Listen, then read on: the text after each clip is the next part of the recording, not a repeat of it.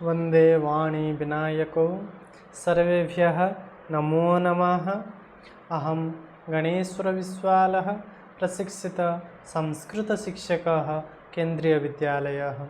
भवतां सर्वेषां ये सप्तमी कक्षायाः एतस्मिन् कालांशे हार्दं सुस्वागतं शुभाभिवन्दनं च।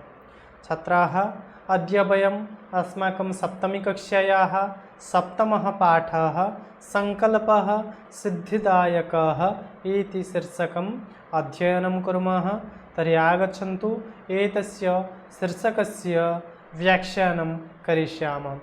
तो छात्र, इस शीर्षक को पढ़ने से पहले मैं एक चीज़ बताना चाहता हूँ। जो हमारा यह शीर्षक हमारे पाठ में दिया गया है, इसका उद्देश्य क्या है, क्यों हम इस विषय को पढ़ेंगे, इस विषय से हमको क्या शिक्षा प्राप्ति होगा, इसके बारे में पहले बताना चाहता हूँ।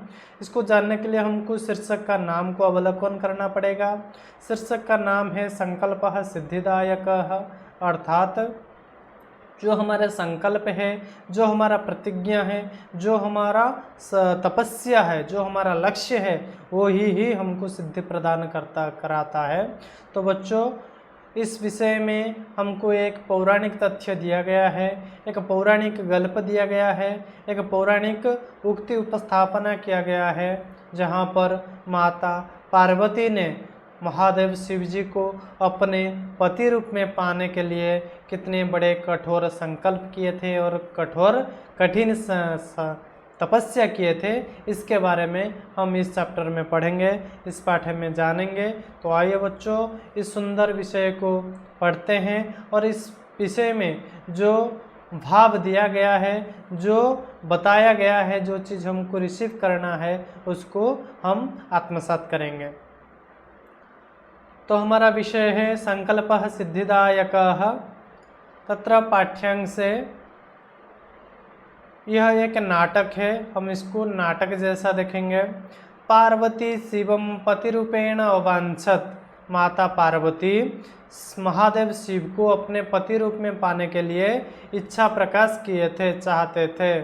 एतदर्थम सा तपस्याम कर्तुम ऐच्छत। इसलिए सा अर्थात माता पार्वती तपस्या करने के लिए इच्छा प्रकाश किए थे। सा स्वकीयम मनोरथम मात्रे न्यवेदयत। वो अपने जो मनोरथ है, अपने मनस्कामना जो है, अपने माता को वो बताए थे, अपने माता के सामने वो उपस्थापना किए थे। तत्श्रुत्वा माता मेना चिंताकुला अभवत। पार्वती का यह बात सुनकर माता मेना ने बहुत ही चिंतित हो गए थे, क्योंकि जो पार्वती का इच्छा था वो था महादेव शिव को पति रूप में पाने के लिए। यह इतना सहज नहीं था, बहुत ही कठिन था, इसीलिए माता भी चिंतित हो गए थे।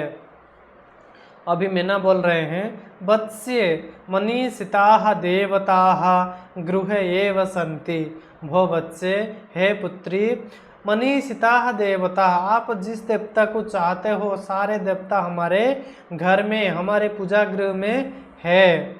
तपः कठिनम भवति। ये जो तपस्या करने के लिए आप सोच रहे हो, ये तपस्या बहुत ही कठिन है।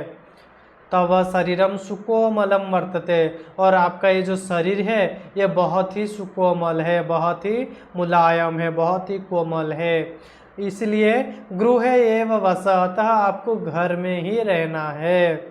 अत्रैव तवाभिलाषः सफलः भविष्यति। अत्रैव, यहाँ पर भी, घर पे रहकर भी आपका जो मनोस्कामना है, आपका जो अभिलाष है, आपका जो इच्छा है, वो सफल हो सकता है।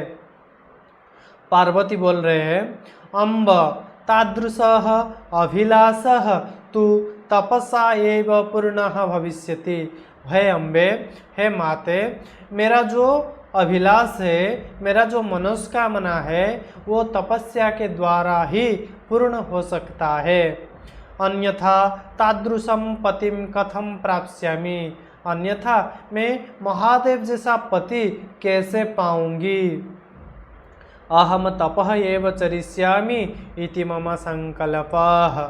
मैं तपस्या ही करूँगा, मैं को कठोर तपस्या करूँगा, ये मेरा संकल्प है, ये मेरा दृढ़ प्रतिज्ञा है।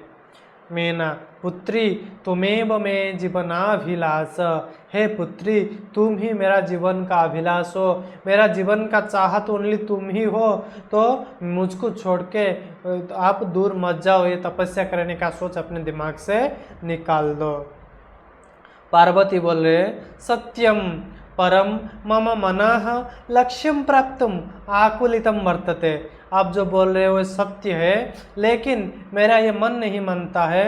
मेरा मन मेरा लक्ष्य को प्राप्ति करने के लिए व्याकुलित हो उठा है, अर्थात बहुत ही चिंतित हो उठा है कि मैं कैसे मेरा लक्ष्य को मैं प्राप्ति करूं।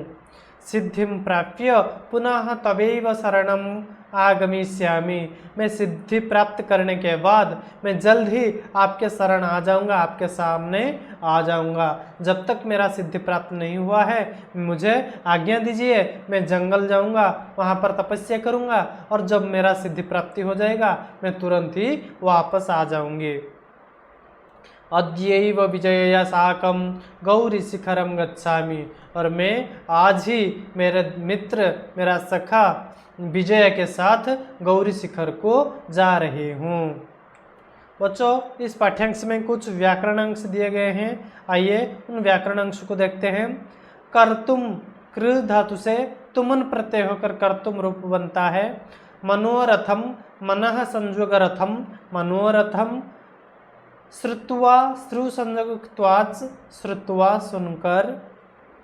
सुकोमलम सु संयोग कोमलम। बच्चों यहाँ पर सु एक उपसर्ग है। अत्रैव अत्र संयोग एव अत्रैव। तवाभिलाषः तव संयोग अभिलाषः तवाभिलाषः। त्वमेव त्वम संयोग एव त्वमेव। प्राप्तुम प्रउपसर्ग पूर्वक आप धातु से तुमन प्रत्यय होकर रूप बनता है प्राप्तुम। प्राप्य प्रउपसर्ग से आप धातु से ल्यप प्रत्यय होकर रूप बनता है प्राप्य, अर्थात पाकर। तवैव तव संयोग एव तवैव इति वृद्धि संधि। अद्यैव अद्य संयोग एव अद्यैव इति वृद्धि संधि। तो बच्चों, जब पार्वती गौर शिखर को जाने के लिए विजया के साथ बोल दिया तो फिर क्या हुआ, आगे वो विजय के साथ गौरी शिखर के लिए ततः पार्वती निष्क्रामती, वो विजय के साथ गौरी शिखर के लिए निकल पड़ी। पार्वती मनसा वचसा कर्मणा च तपः एव तपति स्म।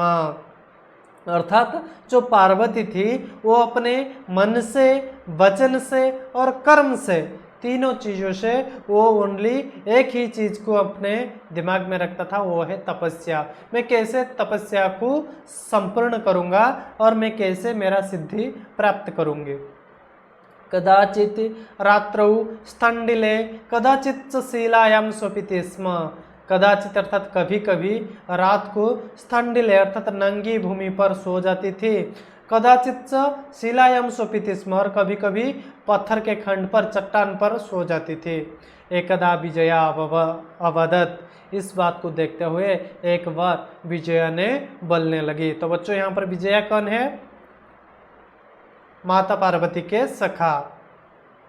विजया सखी तपः प्रभावत हिंस्र पशवोपि तव सखायः जाताः। हे सखी, हे पार्वती, आपके तपस्या के कारण, आपके तपस्या के प्रभाव से जंगल में जो सारे हिंस्र पशु थे, जो व्याघ्र सिंह आदि जो हिंस्र पशु थे, वो सारे आपका बंधु बन चुके हैं। पंचाग्नि व्रतमपि त्वम अतपः। पंचाग्नि नामक व्रत को भी तुम संपूर्ण कर चुके हो। पुनरपि तव अभिलाषः न पूर्णः अभवत्। फिर भी आपके ये जो अभिलाष है, आपका ये जो मनोवांछा है, वो अभी तक पूर्ण नहीं हुआ है। पार्वती वदती ओहि विजये किम न जानासि। है मेरा विजया, है मेरा सखी, किम न जानासि, क्या तुम नहीं जानते हो? मनस्वी कदापि धैर्यम न परित्यज्यते। अर्थात मन से हमको कभी भी धैर्य शक्ति को परित्याग करना नहीं चाहिए। अपिच मनोरथानाम अगति ही नास्ति। जो मनोरथ है उन मनोरथ का अगति नहीं है, कभी भी अन्य गति नहीं होता है। विजया तुम वेदम अधितवती, यह सुनकर विजया बोल रही है तुम तो वेद को अधितवती अर्थात तुम वेद अध्ययन कर चुकी हो। यज्ञम संपादितवती, और तुम यज्ञ भी पूर्ण कर चुके हो। तपः कारणात जगति तब प्रसिद्धि, आपके तपस्या के कारण से संपूर्ण जगत में आपका प्रसिद्धि हो चुकी है। अपर्णा इति नामना अपि तुम प्रथिता, और समग्र ब्रह्मांड में आप अपर्णा के नाम से भी सुपरिचित हो चुके हो। पुनरपि तपसः फलम नैव दृश्यते, फिर भी आपका ये जो कठोर तपस्या का कुछ भी फल मुझे दिखाई नहीं देता है।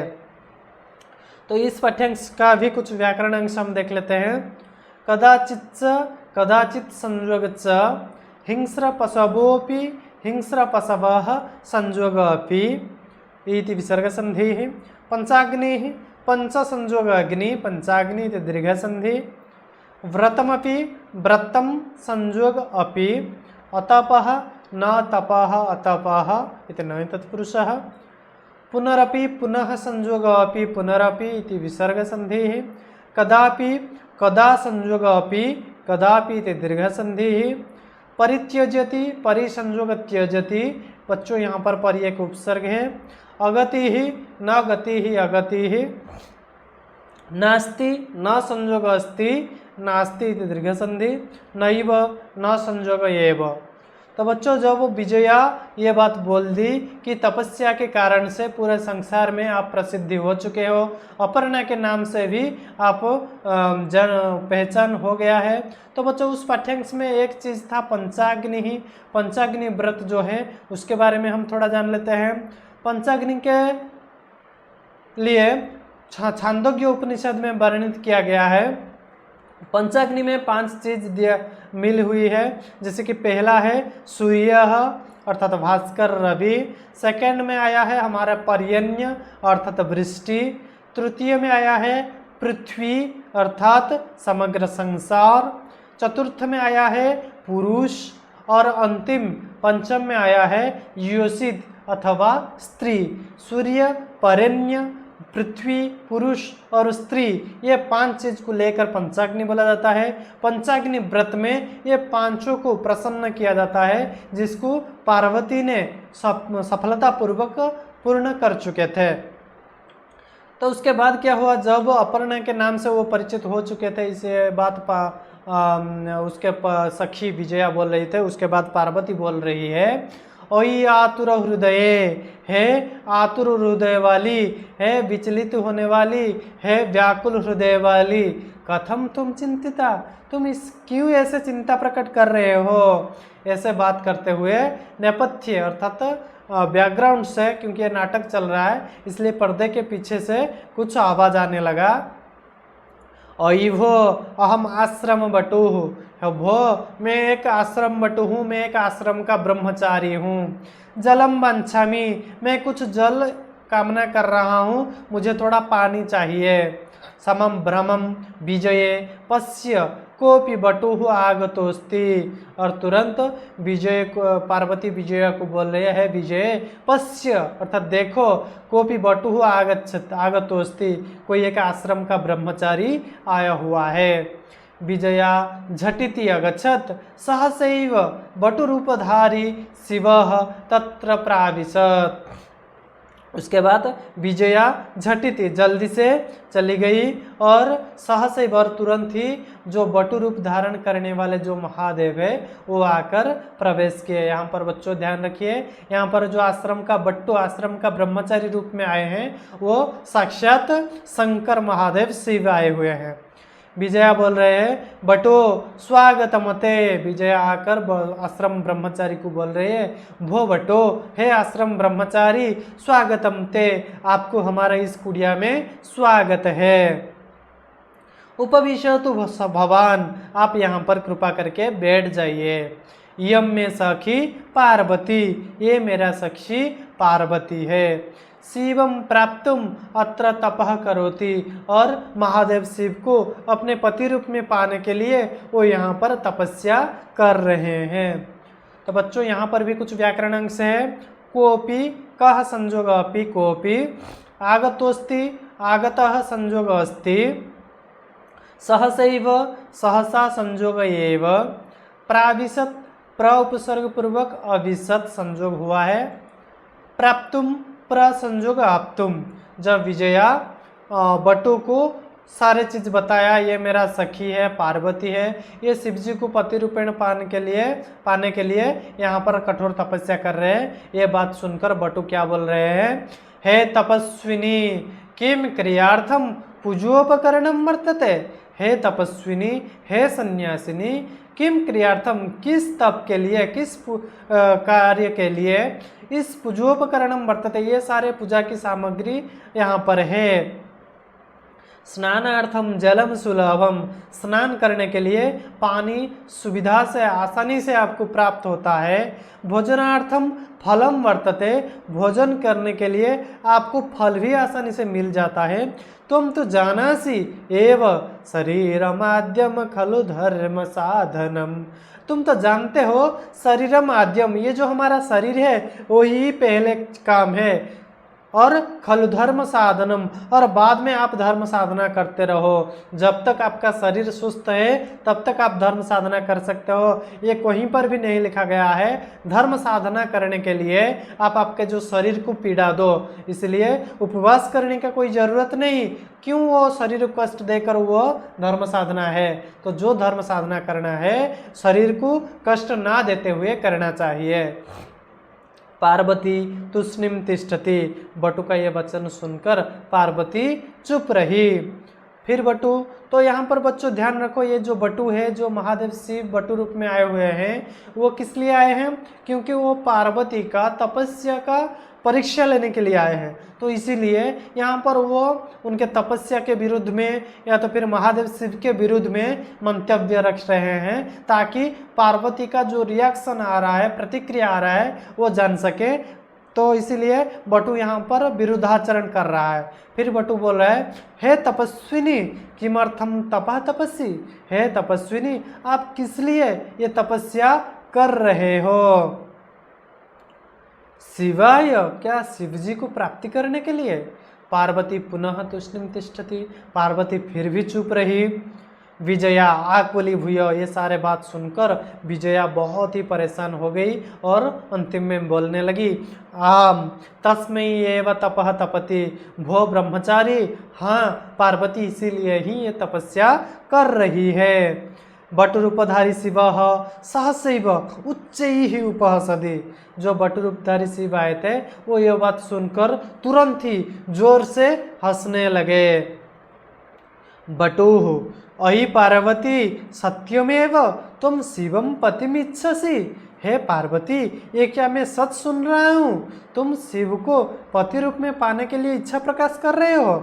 उपहासन, और उपहास करते हुए बोल रहे हैं, यहाँ पर शिव जी का विरुद्धाचरण हो रहा है। नामना शिव अन्यथा शिव, नामना नाम से ही वो शिव है, शिव का अर्थ है मंगल, नाम से ही वो मंगल है, नाम से ही वो शिव है, लेकिन अन्यथा अन्य प्रकार से अन्य सारे गुण उनका अशिव अर्थात अमंगल है। स्मशान वसति, स्मशान में निवास करते हैं, जहाँ पर शवदाह किया जाता है वहाँ पर वो निवास करते हैं। यस्य त्रीणे नेत्राणि, हमारा फिलहाल 2 आंख, लेकिन महादेव का यहाँ पर भी एक तृतीय नेत्र है। यस्य त्रीणी नेत्राणि, जिसका 3 आंख है। वसनम व्याघ्र चर्म, और जिनका वसन, जिनका परिधान वस्त्र व्याघ्र चर्म है, कोई रेशम का कपड़ा नहीं है, कोई साज सज्जा नहीं है, व्याघ्र का चर्म जिनका वस्त्र है।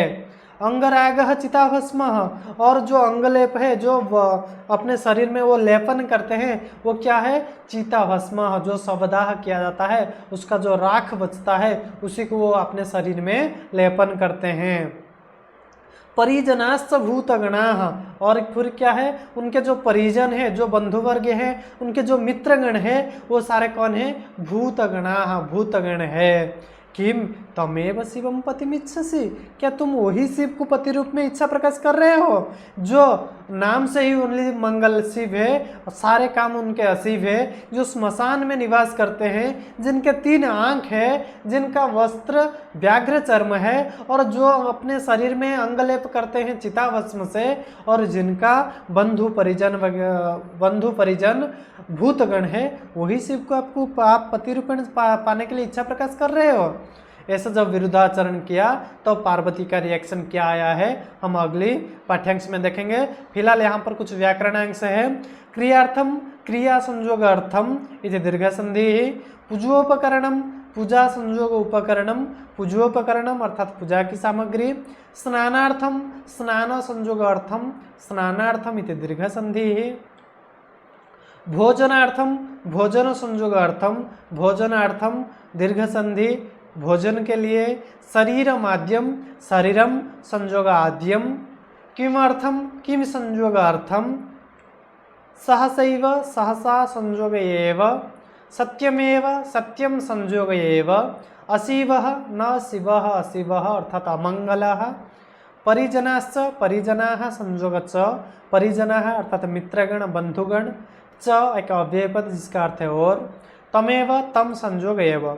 तो जब बटु शिव जी का विरुद्धाचरण किए, शिव का विरुद्ध में बहुत सारे मंतव्य प्रदान किए, तब माता पार्वती ने कैसे बिहेवियर करते हैं, कैसे प्रदर्शन करते हैं अपने ना, माता पार्वती क्रोधा सती, वो रुठ गई, बहुत ही क्रोधित हो गए और बोलने लगे, अरे वाचाल अपसर अपसर, भो वाचाल हे मूर्ख, अपसर हे पागल, यहाँ से आप चले जाओ, मेरे से दूर हट जाओ, मेरे सामने से निकल जाओ।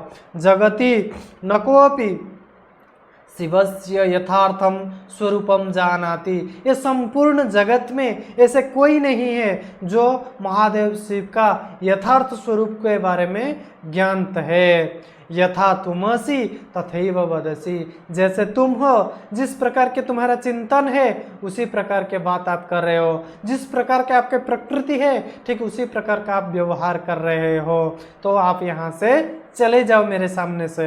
इसी प्रकार से पार्वती उस आश्रम ब्रह्मचारी को क्रोध होकर बोलते हुए विजया को बोल रहे हैं, विजयाम प्रति सखी चल, हे सखी विजया चल, हम यहाँ से चले जाते हैं।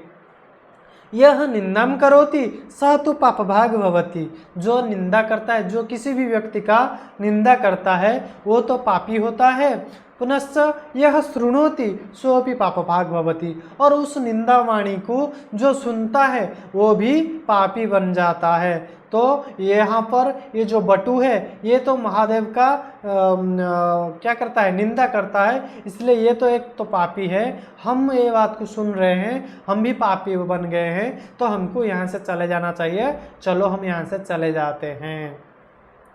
पार्वती धृतगत्या निष्क्रामति, ये बोलकर पार्वती उस स्थान से जोर से घूमकर जाने लगी।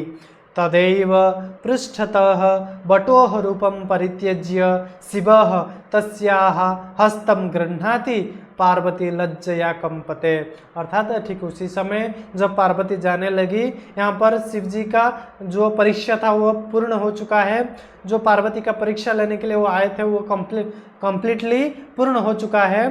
तो वो पार्वती का हाथ पकड़ लिया, पृष्ठतः बटो रूपम परित्यज्य, पीछे से बटु रूप को परित्याग करके शिव अपने जो खुद का जो स्वरूप को आते हुए पार्वती का हस्त को पकड़ लिए।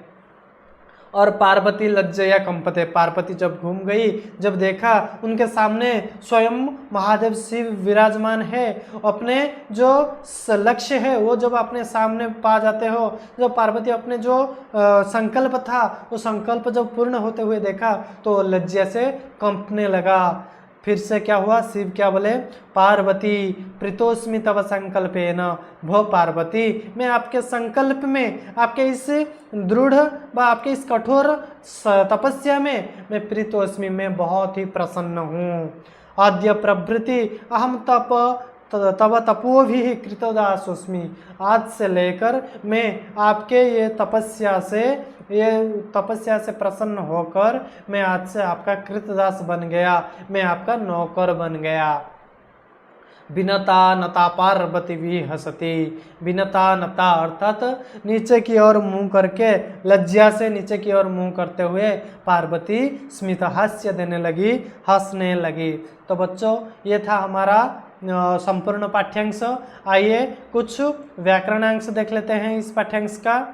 यथार्थम यथा संयोग अर्थम, त्वमसि त्वम संयोग असि, तथैव तथा संयोग एव, स्वपि सह संयोग अपि, तदैव तदा संयोग एव, परित्यज्य परिउपसर्ग पूर्वक त्यज धातु से ल्यप प्रत्यय होकर रूप बनता है परित्यज्य अर्थात परित्याग करके। प्रीतोस्मि प्रीतः संयोग अस्मि, प्रीतः अर्थात आनंदितः प्रसन्नः, अहम प्रीतः अस्मि आनंदित है। कृतदासोस्मि कृतदासः संयोग अस्मि कृतदासोस्मि। तो बच्चों ये था हमारा संपूर्ण पाठ्यांश। इस संकल्प सिद्धिदायक जो पाठ्यांश था, इस पाठ्यांश के माध्यम से, इस पौराणिक तथ्य के माध्यम से हमको ये पता चला जो पार्वती थी वो अपने कठोर तपस्या के माध्यम से, वो अपने दृढ़ संकल्प के माध्यम से कैसे अपने लक्ष्य को पूर्ति किया, कैसे सिद्धि प्रदायक हुआ, ये यहाँ पर वर्णित है। जो उनके लक्ष्य था महादेव को अपने पति रूप में पाने के लिए, अंतिम में वो अपने लक्ष्य को प्राप्ति कर लिए हैं। तो बच्चों इस चैप्टर से हमको ये शिक्षा प्राप्ति हो रही है, जो हमारा कार्य होता है, जो हमारा लक्ष्य होता है, उसी लक्ष्य को प्राप्ति करने के लिए, उसी लक्ष्य को सिद्धि प्रदान करने के लिए हमको दृढ़ संकल्प करना पड़ेगा और दृढ़ कठोर परिश्रम भी करना पड़ेगा। और कठोर परिश्रम जब हम कर पाएंगे तभी हमारा जो संकल्प है, जो हमारा लक्ष्य है, जो हमारा व्रत है वो पूर्ति हो पाएगा, पूर्ण हो पाएगा। जैसे इस उदाहरण में, इस पाठ्यांश में पार्वती का संकल्प सिद्धि प्रदायक हुआ, ऐसे हमारा भी संकल्प सिद्धि प्रदायक हो सकता है। तो बच्चों मैं आशा करता हूँ इस पाठ्यांश में आप लोगों का कहीं पर कुछ भी प्रकार का समस्या नहीं होगा।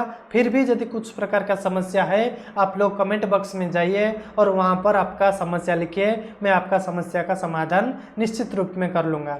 धन्यवाद। सर्वेषां नमो नमः।